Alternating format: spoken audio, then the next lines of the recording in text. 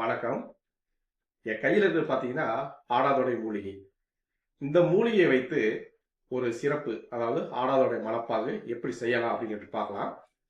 இதற்கு தேவைப்படும் பொருட்கள் என்ன அப்படின்னு பார்த்தீங்கன்னா, ஆடாதொடை இலை சாறு, அதாவது தண்ணி கலக்காத சாறு வந்து ஒரு 200 ml எடுத்துக்கோங்க.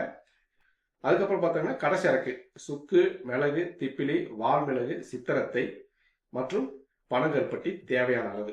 இது வந்து பார்த்தீங்கன்னா ஒரு 20 கிராம் நீங்கள் எடுத்துக்கலாம். எடுத்து சூரணம் பண்ணி பொடிச்சு வச்சுக்கோங்க.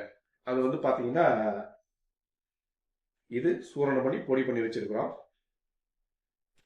பனங்கல்பட்டி,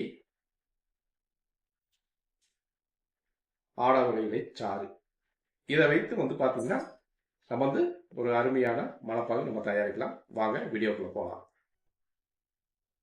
இந்த ஆடாதொடை மணப்பாகு வந்து தயாராகிட்டு இருக்குதுங்க. இப்போ இந்த நுரம் வந்துட்டு இருக்குது. நுரம் வந்து நல்லா அடங்கி நல்லா அந்த பாவு மாதிரி வரும்போது நம்ம அதை இறக்கி வடிகட்டி வச்சுக்கலாம். வந்து பார்த்தீங்கன்னா பதம் வந்துருச்சு, நம்ம இறக்கிட்டோம். எப்படி இருக்கு பாருங்க.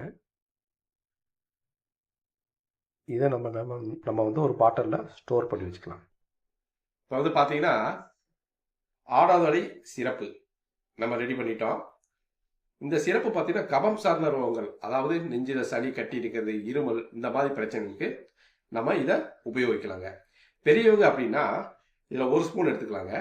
சின்னவங்க அப்படின்னா ஒரு 1/2 ஸ்பூன், அதாவது உணவுக்கு பின்பு 3 வேளை, காலை, மதியம், இரவு, இப்படி 3 வேளை இருமல் நிற்கிற வரைக்கும் நீங்கள் எடுத்துக்கலாங்க. அப்படிப்பட்ட ஒரு அற்புதமான சிறப்பு தான் இந்த ஆடாதொடை சிறப்பு.